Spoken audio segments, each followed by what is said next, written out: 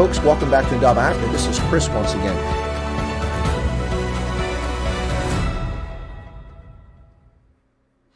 Herzlich willkommen bei uns, Südafrika, Hochandet, Otsi Hilijang, Kwaheri. Hey, how's everybody doing? Welcome back to Chris Wyatt Reports. This is Chris live in the Drakensberg. I'm sitting in front of the Royal Amphitheater. No, actually, I'm not. That's a green screen. My guest today is none other than legendary, just legendary South African. I mean, what can I say? The guy's done everything, but he's most famous, I suspect, for founding the Drakensberg Boys Choir School, and then later, more recently, the Drakendale, originally Girls Choir School. So welcome to the program, John Tungay. How are you doing, John?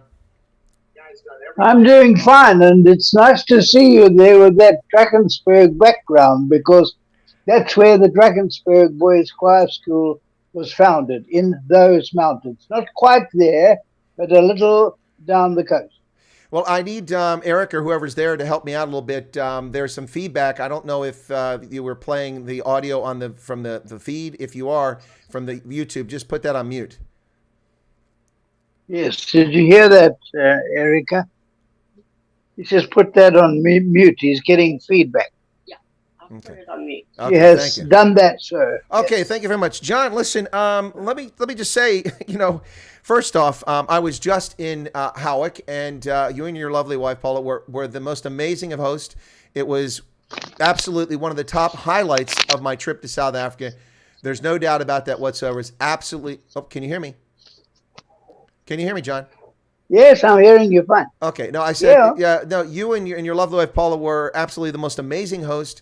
And the experience in Howick was truly one of the most amazing parts of my trip in South Africa. And quite frankly, I have to be honest, one of the best experiences of my entire life. And I'm not exactly a 20-year-old, so saying that really says something. So I want to thank you for your hospitality, the experience, watching me watch the Springboks even play a horrible game against the Wallabies. that was interesting. But yeah, I remember that. Yeah, it was something else. It was a bit disappointing, but but nonetheless, it was an amazing experience. The time I spent with you and your family, it was absolutely wonderful.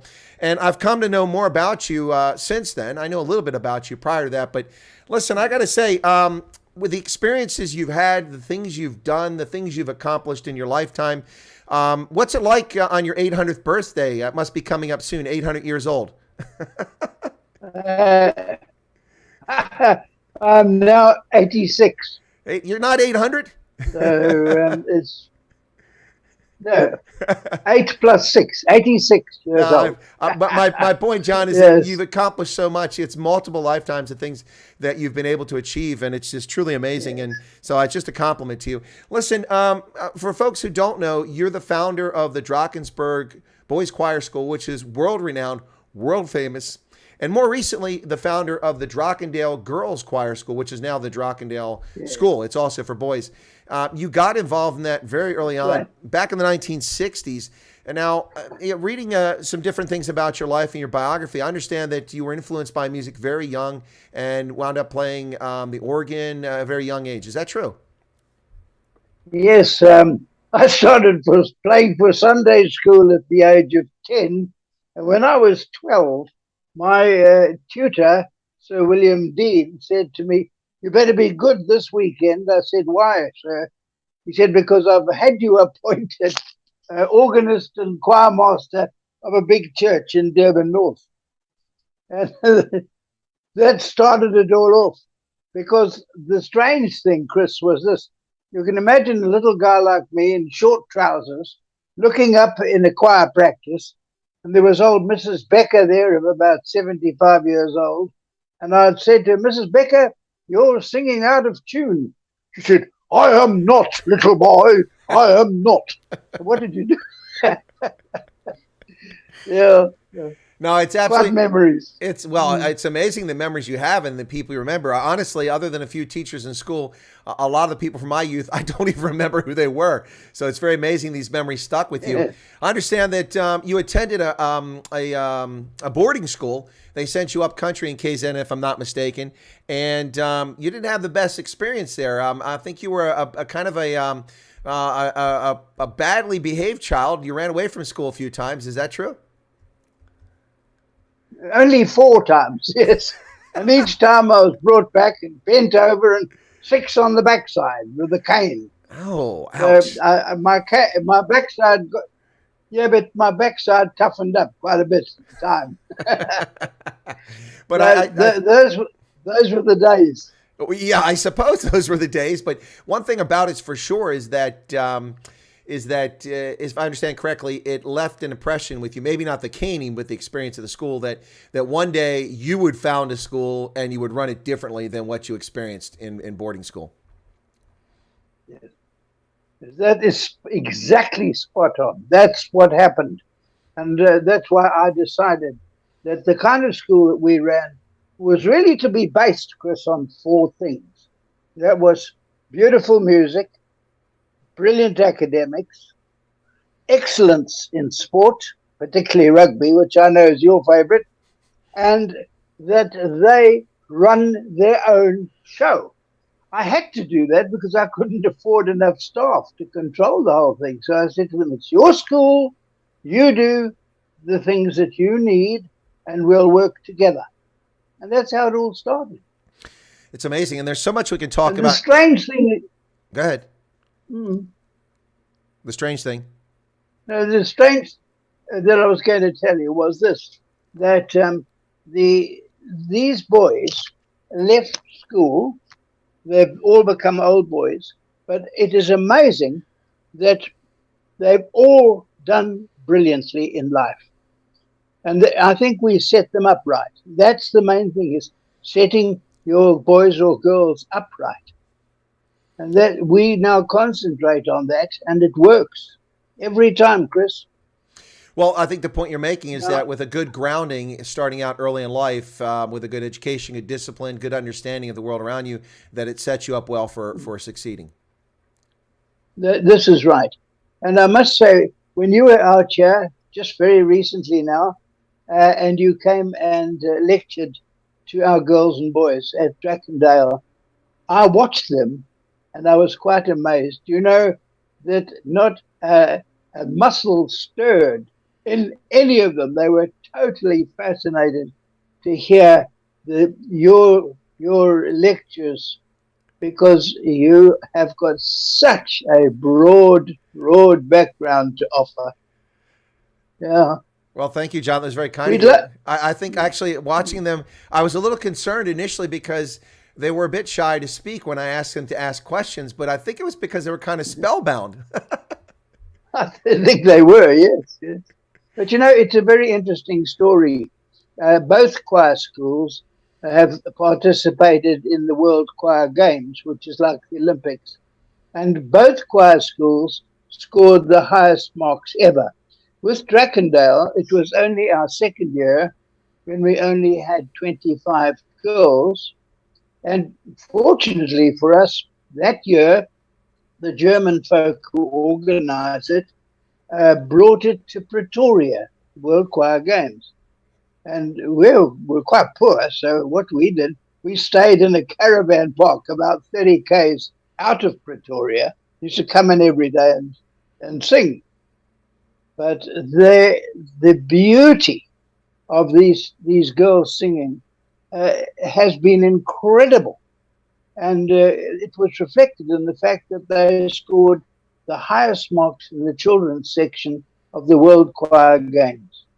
That's amazing. John, you know, there's so many things to unpack, so many directions to go, and I think we're going to have a few conversations over the coming months, you know, maybe to unpack all this. But there's just so much in your life. But let me talk about one point that I think is very important here, and that is that you had constraints, not just financial and other constraints, when you started the Drakensberg Boys Choir, which is world renowned.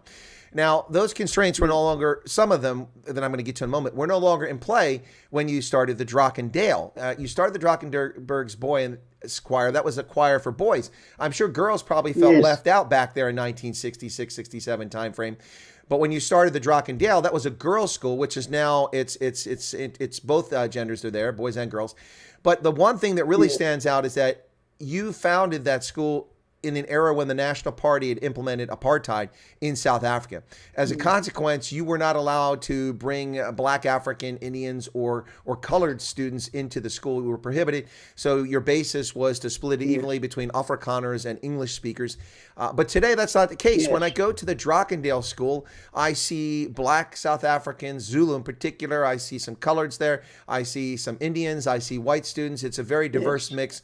What was that like back in the 1960s? It must have been a strange experience being told that you can only include certain types of people in your school. Yes, it was a problem, a serious problem, because music knows no boundaries. And everybody in this country has the ability to sing beautifully. And so what we did, and it happened in a strange way, about 20 k's from the Drakensberg Boys Choir School, which I had just built 3 stories of it, was a mud hut conglomerate, which was a school for the Africans at Loskop. And a great storm, a hurricane, came up, and it blew the roofs off, blew the walls down on the sides. A flying piece of corrugated iron cut a boy's arm almost off, and it was an absolute mess. Now, I didn't know about this until some elderly African gentlemen arrived at the school. I said, "Can I help you?" "Yes, sir," they said. "Please, we want you to come and rebuild a school for us." But I said, "I've got no money. I've spent it all building the school here." They said, "Boss, we know you'll find the money somewhere." So I scratched my head and I thought, "Well, what can I do?" And then I thought, well, look, I can play the organ, so why not have a worldwide organ competition to see who can play the longest? And the guy who plays the longest gets all the cash. And I didn't know what I was in for. But to tell you the truth, after 2 days, I was feeling so tired that I actually played this organ. It was a holiday, Lowry holiday, over the back of a bed like this, you see. But you won't believe it, Chris. I managed to stay awake in the end. You get a second wind like in rugby, whatever. And I played for 7 days and nights plus 3 hours to set a new world record. But because South Africa was an apartheid country at that stage, the Guinness Book of Records failed to record it. Oh, shame. So it's an unofficial. Yeah, but it's unofficial. But the point was that we got 75,000 rands, which was a lot of money in those days. Yeah. And university students from Wits came down and joined me, and we built the new school. And I've still got all the photographs, of course, of the building going on. Yeah. Well, that's amazing. So that's how it started.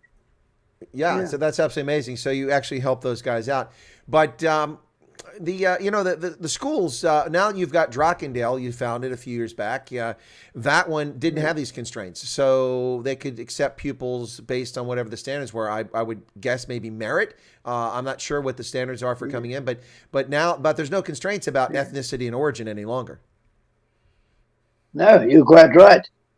The beauty was actually this, that in the old days, the boys, most of them had sisters, and it was when the boys were delivered to school or fetched at the end of holidays and beginnings of term, these girls would come out of the motor car and say, "Sir, why can't we have a school like this?" And I replied, "Because I've got no more money." It was all gone. Yeah. So John, the years passed. Yeah, the years passed. And eventually, it was the 50th anniversary of the choir school, the Golden Jubilee. And I thought to myself, John Tungay, you made a promise once. Now look at yourself. I was already now 80 years old, but you will keep the promise. And I managed to find a church group who were absolutely wonderfully supportive. And we started the school with only 12 girls. But how we got those girls, you're not going to believe. They were boarding, of course. Okay, sure. What happened was a fighter pilot from England, wherever he went, used to start a children's school to help those kids in need. And his name was Peter Marriott Lodge. And he came and he was actually farming in our province of KwaZulu-Natal, and his wife got cancer of the brain. And he took her back to England, but sadly she died. The years passed, and then suddenly one day I was phoned up from England, from Peter, to say, look here, I've met a beautiful girl. We've decided to get married. I said, well, that's good. He said, yes, on the beach, on the north coast of Natal. I said, on the beach? Yes. He said, that was my promise to her. And I want a choir. So I had a choir at one of the schools, which was a group of kids whose parents lived in the shacks all around Howick. And this school, called Tembelechli, was founded to give these kids an opportunity in life. And they responded musically, because from the first day that school opened, I found that I had to give them music. And I gave them music. And they could sing all sorts of things, so much so, Chris, that eventually, you know Handel's Messiah, which is beautiful one of my music. favorite pieces of music. But my favorite piece is Handel's Water Music Suite. I love that. Oh, that's lovely too, yes. But I want to tell you about this because you see, most of the songs they sung, like Bless This House or Holy City, and so on, were simple. But when you've got Handel there, you've got these in and out. Sopranos in, altos out, tenors in, you know what I mean? Mm-hmm. So they had to read every note and sing that note. And so my wife took the altos, I took the sopranos, and we took them down to Maritzburg because they'd never had a junior choir in the Handel's Messiah. And these women in Maritzburg said, hey, what's all this? What's all this? Because they were all Africans too, remember? And I said, well, they can sing. And with that, we got started. And these kids just took off. And these elderly women would get to a note, knock a little bit higher, and then they'd stop singing because they couldn't get that top note anymore. Well, that was all over because our kids just soared through this lot. And that was the 150th time that Handel's Messiah was performed in the Pietermaritzburg City Hall with one of the biggest church organs in the world. And we got, lovely crits from that, of course, too.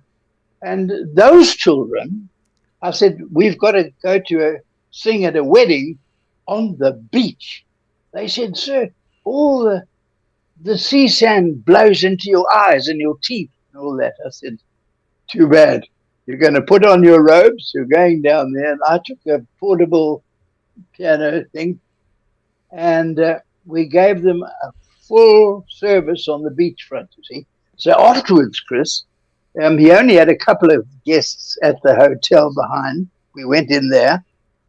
So the kids sang for him for an hour.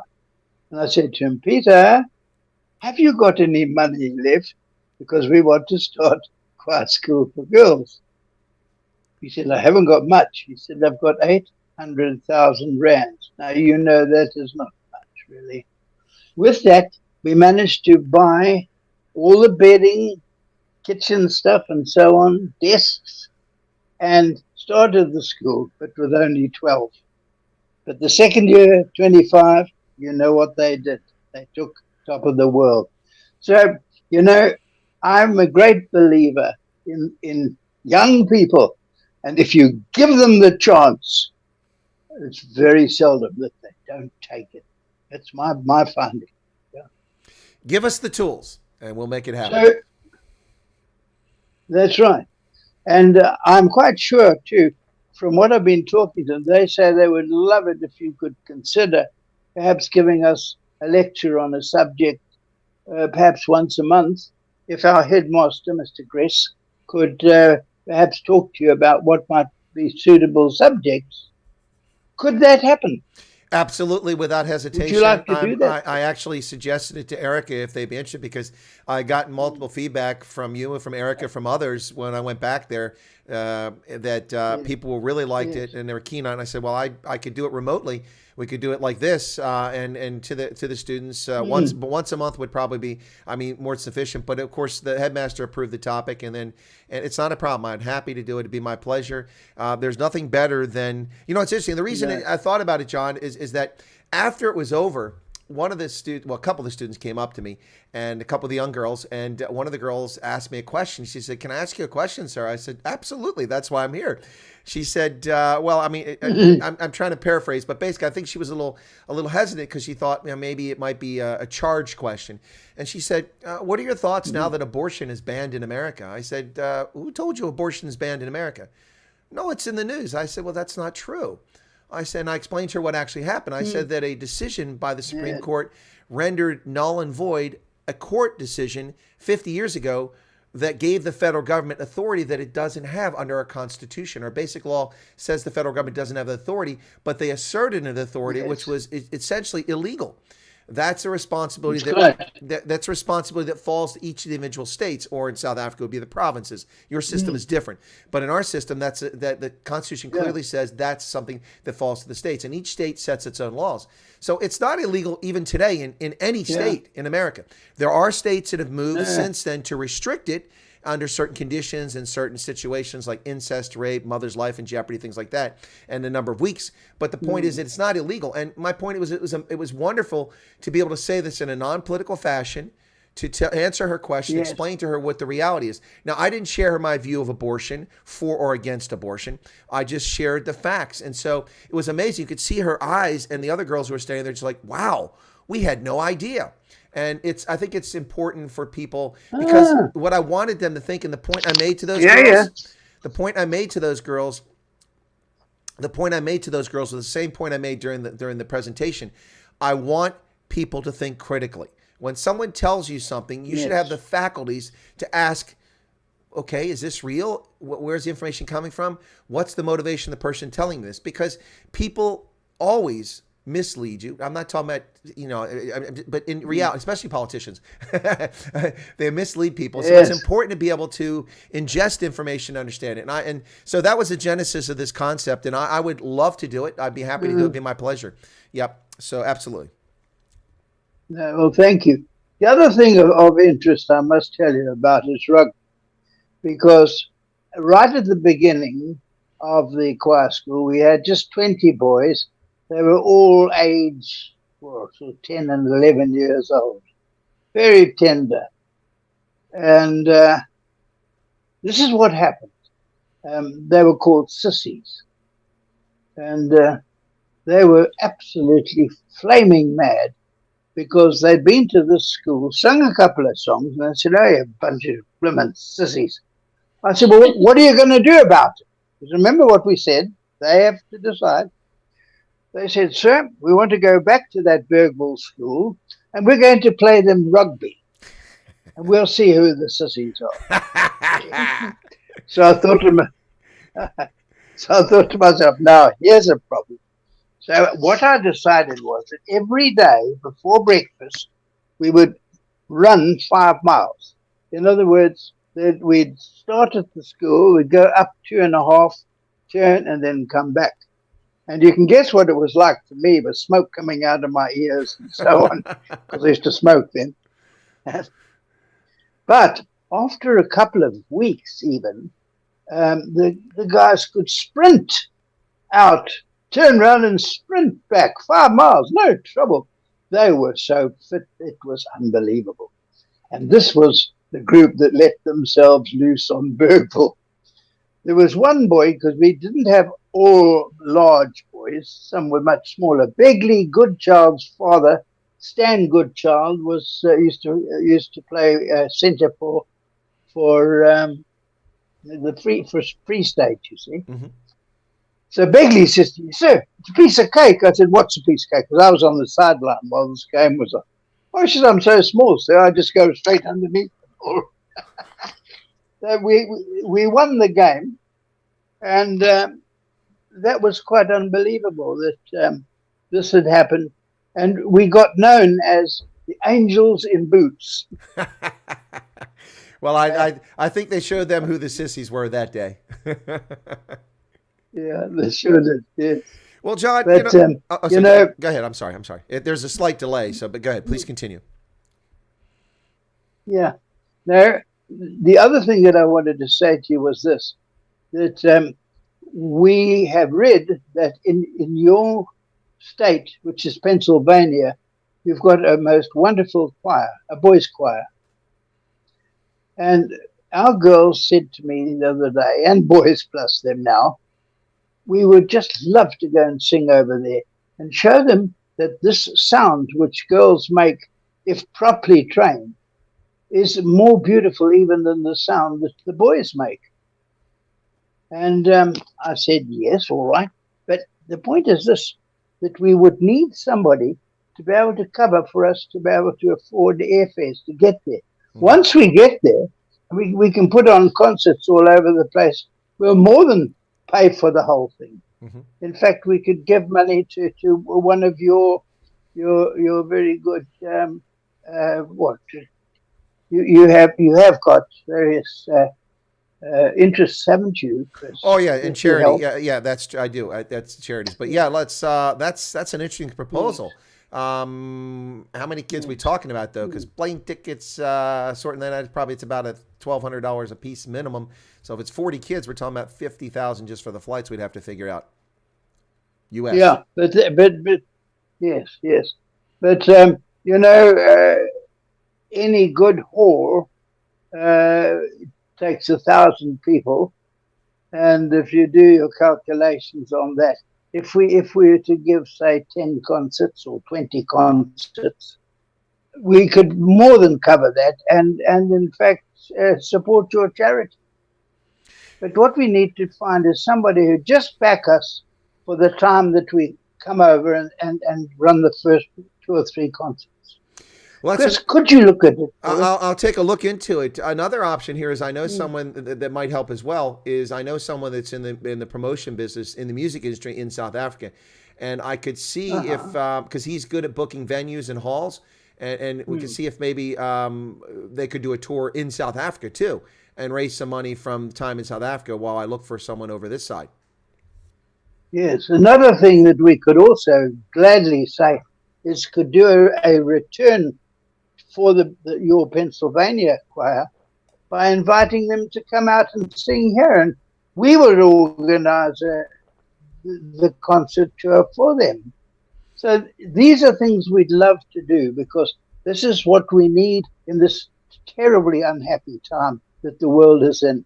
We need to meet each other, work with each other, and understand each other a lot better. We are having terrible troubles in this country. As you know, you have yourself spoken about the problems that our farmers face. And that is nothing compared to the whole collapse of our country, because people like myself went overseas and spent all our time working in the interests of Nelson Mandela, who was a great man and one whom we, whether white or black, made no difference at all. We all believed that he was a man who was bringing our country into a wonderful new future. And sadly, after he died, not immediately, but in time, it worked into what we now know. And although we don't talk politics because we are school people, we can only say it is a great sadness to see this lovely country dropping to this, and we want to lift it back. And any help that we can have, we would greatly appreciate. Well, John, I think that's a fair point, but I would add to that it's not just the misery of South Africa. The point you're making about is with the hysteria and the events of the past couple of years related to this pandemic. People have become disconnected. They've become isolated. They're not going out and doing things. I mean, for me personally, I would go to 25 or 30 ice hockey games for my local minor league team. Plus, I drive to other towns. I'd probably catch 40 to 50 hockey games every hockey season. I would go to minor league baseball in the summertime, and I'd catch 25 or 30 games there. And you can imagine 3 months, that's several times. I'm not doing any of those things anymore. Now, part of it's because of the inflation, but the other part is work. But that doesn't keep me from going to these events. But I haven't been going to them because of the lockdown, and people become increasingly disconnected. So what you're proposing, I think, is a wonderful human thing for humans. Humans as creatures are social creatures, and humans to succeed, they need to interact. And what a better way to interact than having angelic voices of kids singing and entertaining us and impressing us and giving them a chance to shine and show their mettle. I think it's absolutely a brilliant idea, John. I'm glad you suggested. I'll take a look at it. Yes. Yes, I must tell you that my final dream here is that when we come over, much of our program, we could say to the Pennsylvania choir, look, come and sing with us. Yeah. Can you imagine the two groups singing together? And now I'm talking about whether it's Handel, Heidenbach, or whomsoever. You've got the most beautiful church organs there, but we're not just classical, you know. Yeah. We love the light stuff. And only day before yesterday, we've invested in a new motor car. It's called a Honda Jazz, so you can see the classical people have got jazz cars. Yeah. Well, John, we'll take a look at that, both of us, and I'll get a message from Erica or from you to tell me who the Erica's doing some admin stuff there. I'll let her. The earpiece keeps falling out. Yeah, you need a better earpiece there. Yeah. Now, we need to get you a better earpiece. But Erica, I'll get the information from you or Erica to find out what the choir we're talking about here in Pennsylvania, and I'll reach out to them and suggest the idea to them immediately and see if we can't make some progress and see where it goes. But okay, let me shift the focus for a moment there, folks. Folks, you're listening to Chris Wyatt Reports, and I'm talking to legendary South African John Tungay, the founder of Drakensberg Boys Choir and the Drakendale Girls Choir School. John is a legend, and we're going to talk about legends specifically here in a moment. But John, your family is an incredibly accomplished family, which has done an awful lot in the history of South Africa. Your father was a journalist for many, many years. Also, yourself, you were involved in that. You were in the South African Broadcasting Corporation before it became a propaganda outlet. Yes. Back when it actually reported news. Yeah, I saw that expression on your face. I noticed that. Yeah. So you actually were there when there was news going on today in Parliament and things like that. Yeah. The broadcast. You've been involved in so many things, founding these schools. Now, you had a very accomplished daughter, Karen, I believe her name was an actress or performer. Is that correct? Was it Karen? Yes, my daughter Karen. Yeah, if I may tell you, it is unbelievable. Please. The first day that our 20 boys arrived at the choir school on January 23, 1966, I took them out into the open air for their first choir practice. I thought, I'm going to take them, just show them, have a look. This is God's country. It's the most beautiful, just like what you have in the background there. And the whole idea that I had was that they must start singing there, and they would remember that. They were very shy. But now Karen was only 4 years old. But of course, I had taught her various songs. From The Sound of Music, you know, do, dear, that sort of thing. See? So I said, right, kids, let's sing. So let's sing do, dear, you see. They all looked at each other. The Karen pipes up and says, come on. And she led the whole lot. It started like that, yes. But she became quite a model and an actress performing in Europe and in South Africa, yes? That's correct, yes. Here is a picture of her. I don't know if you can see it from here. Yes. Can you turn it up a bit there? I can see it. That's Karen. Yep. And the sad thing is that she passed away 2 years ago in England, and we gave her the finest funeral we ever could with the choir, because it was not the same. We could, it was a terribly, terribly sad day for me, because I loved my daughter. I've got 2 girls and 2 boys, and thank God the rest are well. But, we have our crosses to bear in life, Chris.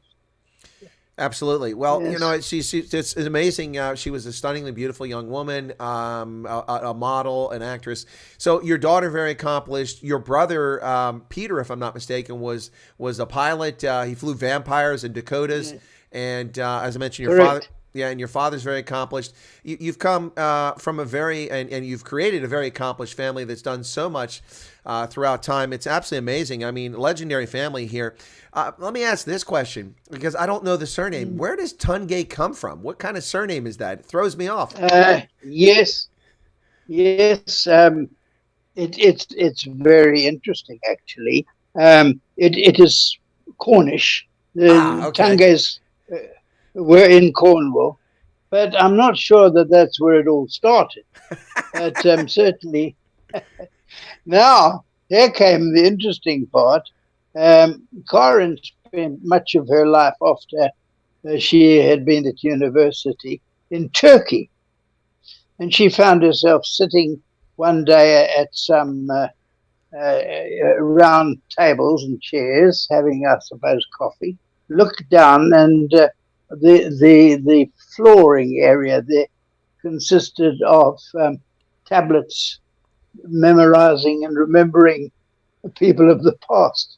And one was Tungay. So that got her worried about. And then more recently, from the Philippines, somebody who calls himself Tungay has asked if he could come and meet me. How he got his name, I don't know. But so anyway, there are a few Tungays around. Oh, that's interesting. If we get Erica to just turn the camera slightly back a little bit, because we're seeing the chat when she moved it for the picture of Karen. Just turn the camera slightly there. And just to let my viewers know, John isn't hard of hearing. It's just that the earpieces keep falling out, so he's trying to keep them in his ear. So other way, Erica. Yeah. Other way. Other way. Other Yes. way. Other way. Other way. The other way. This way. No, I'm There just, you is go. that- Okay. is that There you go. right? That's good. Good to go. Okay. Yeah. All right. Yeah. Okay. We got it. Okay. So yeah. So some people are saying it sounds Hungarian. Well, I'll buy the story that it's Cornish, and folks in the UK got all over the world, and so surnames do spread that way. It's interesting, John, because my surname is Danish originally. It was Vito, not like Vito, Oh. like Italian Vito, but Vido, W-I-D-O, a Danish name. Yeah. And of course, it was an old Oh. Danish word which meant forester or someone that works in the forest. And so my ancestors, of course, were Vikings, and they had this bad habit of sailing up the Seine and burning Paris and looting all the time. And finally, the French king says, enough, stop. I'll give you this land over here, the land of the Northmen, Normandy. And so Vito, over the course of a century, as the Vikings adapted, became Roman Catholics, and began speaking French instead of Frisian and Danish and Norwegian. Over a century, they wound up speaking French and became Catholics. Vito, because the Germanic language is pronounced a W like a V, Vito, the W. The French, which had been Germanic originally, the Franks are Germans from Eastern Germany. They came across Frankfurt on the Oder. That's why you have Frankfurt there, the crossing of the Franks, and then Frankfurt on Main, which is a crossing of the Main. There's tens of thousands of them. Well, they settled in France, and the Celtic people were so there, and then the Romans came, and they romanicized, changed it, Latinized the language, and so French went from Germanic to a Romance language. Anyway, so they had difficulty when the Vikings came pronouncing the Vito, and so they started calling him Gio. And so we had a family that went from Vito to Gio. In 1066, William the Conqueror, of course known as William the Bastard, went across the English. He went across the English Channel. He's my 34th great grandfather, and he had an Admiral Gio with him. Was also my great grand, from way back then. And Admiral Gio, Adam Gio, was the first Wyatt. It settled in England.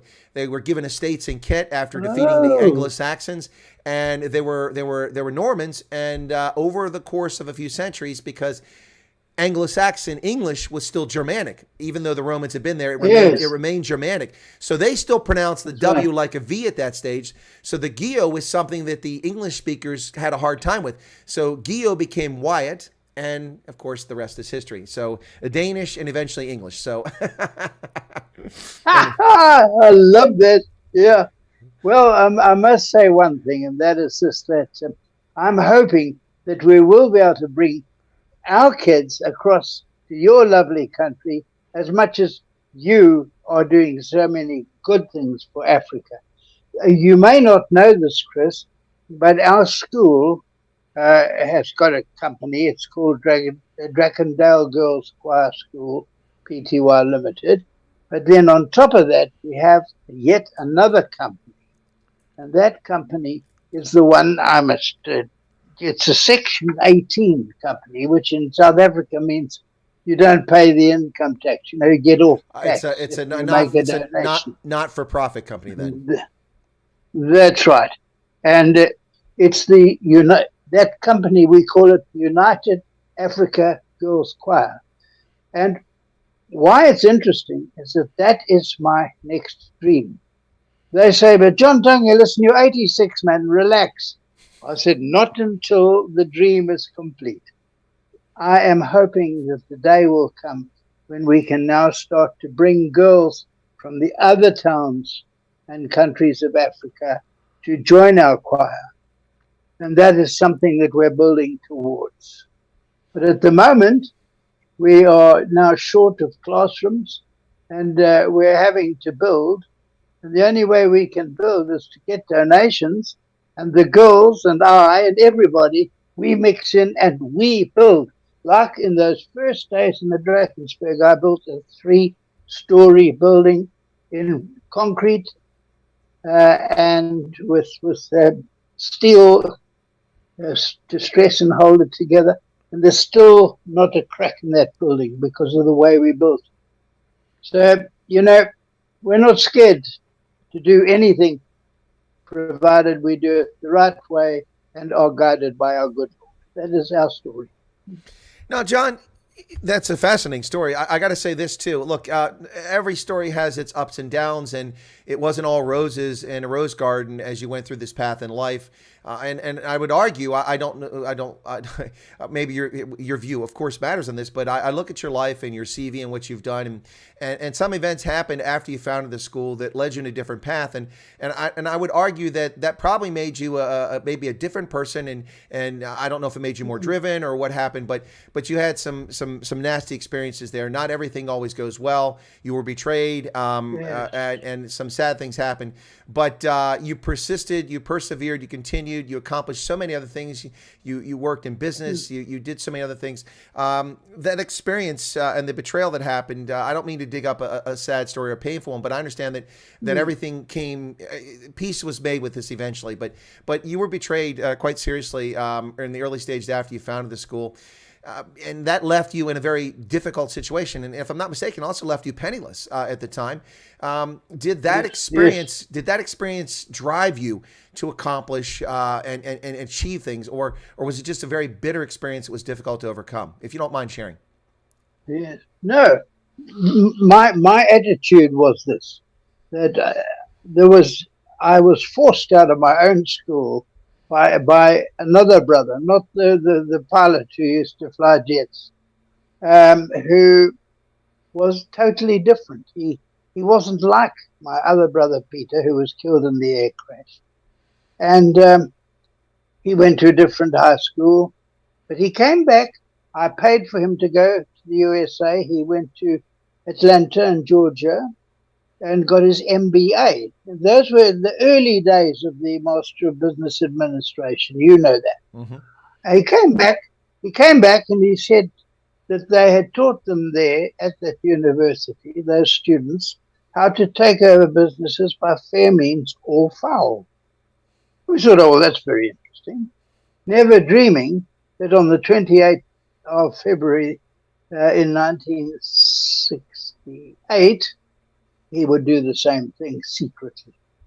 And I never found out for 10 years what he had done. And those were 10 very difficult years for me because they worked me out and so on. But what eventually happened, I decided, right, I would go overseas. And so I went to England, and two things happened because I'm fairly good at layout and journalism. I was made responsible for all the publications at the South African Embassy. And then Margaret Thatcher's slaves, that's all the young men that work in the party, came along and they'd seen what we were achieving in the South African Embassy. And I was invited to join Margaret Thatcher's group and to advise them on South African conditions and what they should do, because, you see, I had been the senior sub-editor of the South African Parliament. That's where I'd got to after being a broadcaster. And, you know, what then happened was, wherever we went, we were trying to help sort out the Mandela problem, because in South Africa now, bombs were being exploded all over the place. People were being injured and killed. And we thought to ourselves, we must find an answer to this. And so it was that I got together and advised Margaret Thatcher. She sent me out here to South Africa. I visited every different political party, went back to England and told her, look, there's only one answer to this, and that is to talk it out. You can't fight and kill each other. And the apartheid regime did not want to talk, but they did eventually. And in fact, there was that sudden change when the current Prime Minister decided to support the fact that we had to, and we did talk. And I've still got, and I pulled one out today because I thought it might interest you. This is what I wrote back in 1969. 89. 89, yes. That was the only answer I felt, was dialogue. And what you may not know, Chris, is how that word dialogue came about. One day I went to the American Embassy on some matter, and sitting in the waiting room there, I found there was a magazine. It was called Dialogue. I thought, yeah, that's the word. That's what we're going to do. And that's what we did. Oh, that's awesome. And Nelson Mandela, yeah, that's how Nelson Mandela, we managed to get him released a bit earlier. It's quite interesting. I went to several schools to talk about our choirs and things. And I said to them, do you know what is Nelson's first name? And all the hands shot up. I said, yes, what is it? Release. yeah. Because it's always release Mandela. Release Mandela. that's what they heard. Yes. Yeah. And well, the good news is that Nelson Mandela was released somewhat earlier than might have been the case. I was not the one that solely did this or that. There were a lot of people involved, and they all deserve full marks for getting Nelson Mandela released. And the first elections was something very interesting, because in England there was a representative of the Zulu king called Velakaya. And Prince Velakaya Shangi and I got together. We became very good friends. And when the first elections were due to happen, Mandela's elections of a free South Africa, the Zulus refused to vote. I don't know if you know that. Yes, I do recall that. Yes. And I've still got the letters here. I can show them to you if you'd ever like to see them. I wrote a letter, a 2-pager, and gave it to Velakaya Shangi. I said, look, I can't believe that. here they were all the time supporting the release of Mandela. Now suddenly they didn't want to vote. And do you know that in that last week, they agreed to vote, and they had to print all the voting papers very, very quickly.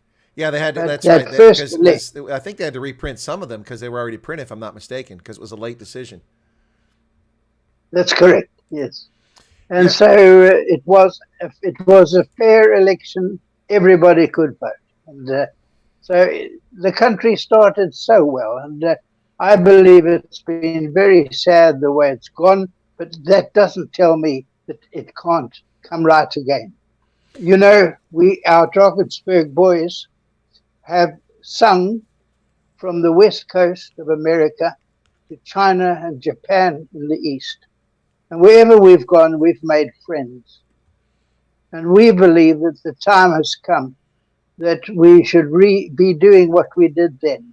And that is going out again to make friends for people and let people understand where we are moving in South Africa, because there is an excellent movement now to try and resolve this terrible problem, Chris. Yeah. Absolutely. There's definitely a lot of people are seeing that the handwriting on the wall, the things have gone so badly that it's really time to pull our boots up, lace them up, and fix South Africa. It's encouraging to see that. It's long overdue, though, but I'm glad to see that. You know, you've moved among legends. I mean, Maggie Thatcher, the Iron Lady, you know, Nelson Mandela, Madiba, yes. You know, even celebrities in the field of music, like the legendary songwriter Don Clark. You've also moved in those circles. Oh, indeed. Yeah, he's a pretty amazing guy himself there, Don Clark. And if I understand correctly, now if I get this wrong, please correct me, but did you actually write the anthem or an anthem for Rhodesia at one time, a national anthem? Is that correct? Yeah. Yes, it's quite true.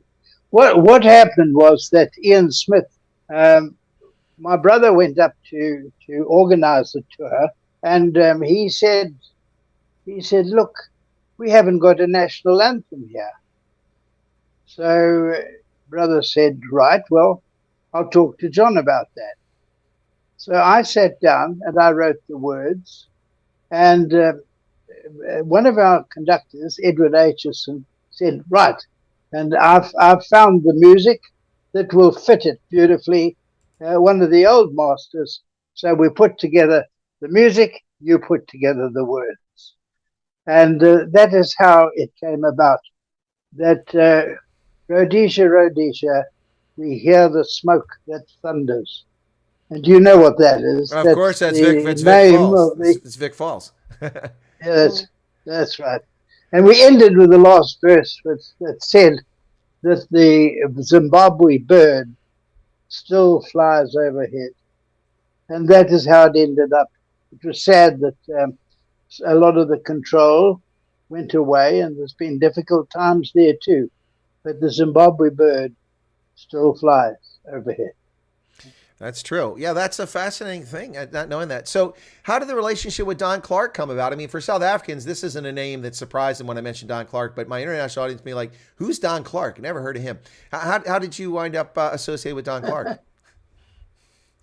Well, he happened to be living in our town of Howick.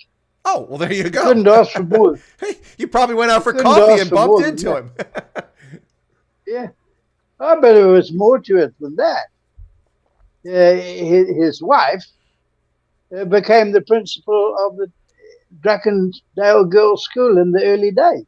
Oh, okay. And yeah, and our girls have sung many a time for special music which he has written.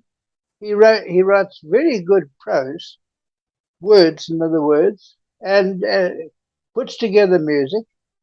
So, you know, he's right there, and we're very lucky, I suppose, in a way, to have a man like that in Howick. Yeah. Well, if I get back there, you're going to have to introduce me then.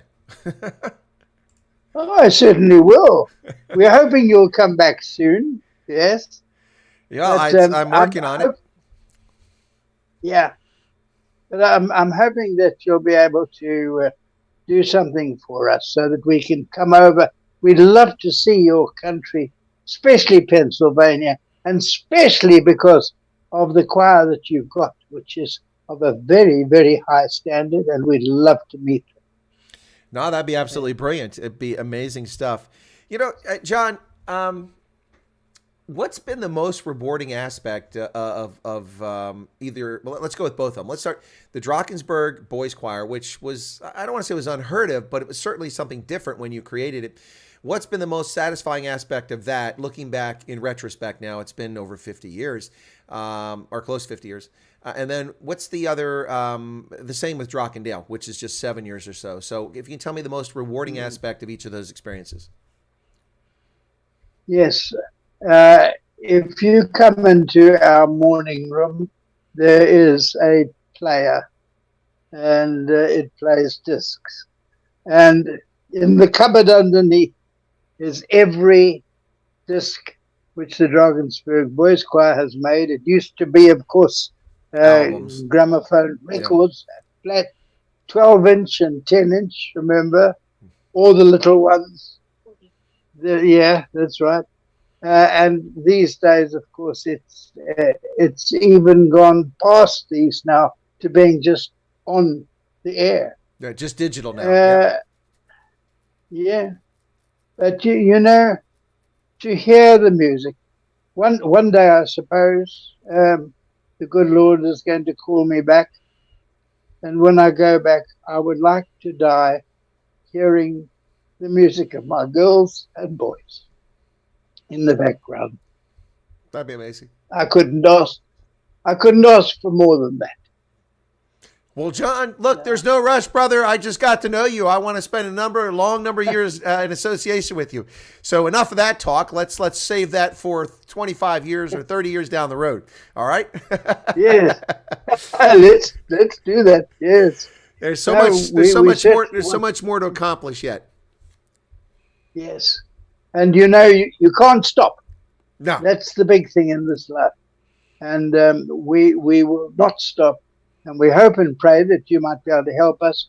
But we also will be thrilled if you can organize, and we'll organize for you to give our girls and boys a sort of a monthly talk, because they so enjoyed what you had to tell them. And that was the smallest of samples. Bless you, and thank you for what you have done for us. Well, thank you so much, John. That's far too kind of you. Yeah, no, it would be absolutely wonderful thing. And you know, it's funny because I like your drive. I like your focus. You said, you know, basically you got to keep driving. You got to keep going. I retired from active duty in the Army after, well, this is going to seem like nothing to you at 86, but after 36 and a half years, that probably seems like a walk in the park to you, 36 years, but it was a long haul in the military, trust me. But when I retired from it, one of my colleagues who's a broadcaster in South Africa is always talking about how the colonel's retired. The colonel's retired. I'm like, retired? I work 7 days a week. 7 days a week. And I do it because I love it, not because I have to or because it's necessary. I do it because I'm trying to make a difference. And it sounds to me like you've led a life like that as well, John. I mean, at 80, founding another school, I mean, that's sort of unheard of. But again, I suppose you maybe a little guilt creeping in there. You did promise to found a school and you finally got around to it. Yes. Well, it's been 65 years now of training choirs, but it didn't start then. That was when I was 30. But remember, I was first an organist and choir master when I was 12, and I've not forgotten what Mrs. Becker said to me. Remember? Yes. How dare you say that to mine? Well, listen, I got nothing but the utmost respect. I have absolutely no singing talent whatsoever. I will say that I was in the church choir before puberty, and I was pretty good. I had a great voice. But then puberty happened, and I didn't quite get the deep bass that I needed, and I didn't have the high pitch that I used to have before puberty. So I am an absolutely atrocious singer, which is heartbreaking because I love to sing. Unfortunately, when I sing, rodents run the other way, pets squeal, and people run away. So nothing but respect. And I have no musical talent. I tried to learn percussion as a kid and sat there with the drums, and they showed me sheet music, and it might as well have been Farsi. I had no idea what the notes meant. I still don't to this day. Yes. Oh, it's a blighter. But, you know, there's something interesting in all this. You can never replace the harmonies that God put together. You know, the other day I was walking outside, and there were some beautiful lilies because it's springtime here in KZN. Yep. And I looked at these, and then I heard some very gorgeous music, all about flowers. And you know what it is? The harmonies in this world are there for us all to enjoy, just like the flowers, just like the crops. And I'm sad to hear how we're not winning the war for our farmers.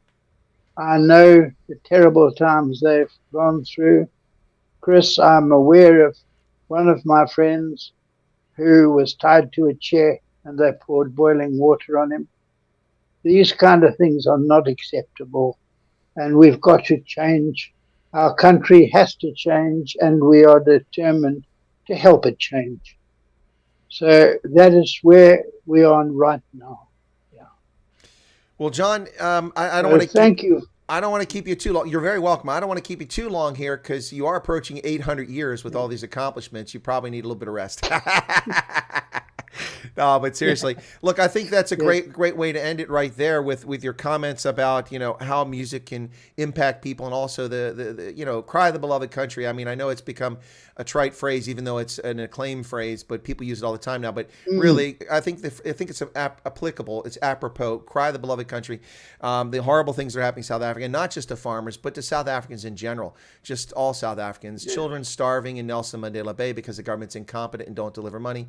It's really sad. But Het Hillage just gave a super chat of 14 Rand. Thank you for that, Het. That won't fund the girls' trip to the States, but it's something. Thank you for that. We'll start with 14 Rand. Anyway, so ladies and gentlemen, absolute pleasure to talk today with legendary South African. I didn't say legendary choir founder. I said legendary South African, John Tungay, who comes from a legendary family who have done amazing things for South Africans, both before apartheid ended and since it's ended. John, any last thoughts before we wrap up? And when you finish, don't run off. I just want to chat with you after we go off air. So just hang on after you finish and I wrap up, okay? Yes. Yes. There's only one thought. That is this, that we mustn't waste what we've got. And when we have got beautiful choirs, they should be out singing to the world. And since the COVID, that has been very much a spoilt story. So we're hoping now that we can break away from that. I must tell you, for instance, in Japan, there's a lady there who organizes when the boys go to sing there, and she comes across, gets in an aeroplane and flies across to our MIMS, which is Music in the Mountains, every year. Her name is Chico, and what a lovely person. Now, her husband sadly died a few years ago, but she and her family were the ones that just needed one person, and everything came right in Japan. And they have been back several times. Such is their popularity amongst the Japanese folk. So, it just does show us something, that we must trust each other, work with each other, and it will bring us more and more joys. Thank you, Chris. It's always been a pleasure to talk to you, and thank you for inviting me today. Well, John, it's an absolute pleasure to have you, and thank you for hospitality when I was in Howick. It's amazing. Erica popping on the screen there. Thank you so much. Yeah, no, it's there's a great words to end it there. I don't know what to say other than thank you so much, and we'll talk again. We'll try to get you on here. All I can say is that from the audience, although I may look like Moses, I'm not John's age. I just want to make sure that's clear. I'm a bit younger than John. I just want that to be clear for my audience. But I will say this: I hope and pray that when I'm your age, I'm as spry, as engaged, and so, listen, you got a decade on our president, and that guy can't string two sentences together. I feel bad. maybe they should bring you over here and let you be our president for a couple of weeks. But I hope that we can only all be so fortunate and blessed to be in such a spry condition as you are. Legendary South African, Dr. John Tungay. I'm going to go ahead and end it here. Just hang on, and I'll come back and talk in just a few minutes after we get off air. Thank you so much. All right, folks, that's it. Thank you for tuning in today. Be sure to hit the like button. Let people know about this stream. It's important to talk to key figures in history like John Tungay, to hear what their stories, hear what they say. It's an amazing story about so many aspects of life in South Africa and elsewhere. God bless and have a lovely day, folks. Thank you so much. And I'll be on Rugby Ascendant covering the Stormers game against the Osprey at 2:30 Eastern Standard Time. That's about an hour from now. That's 8:30 South Africa time. So you can catch me with the Stormers and the Osprey, live reaction and color commentary, play-by-play on the channel. John, God bless and take care. We'll chat soon. Good night.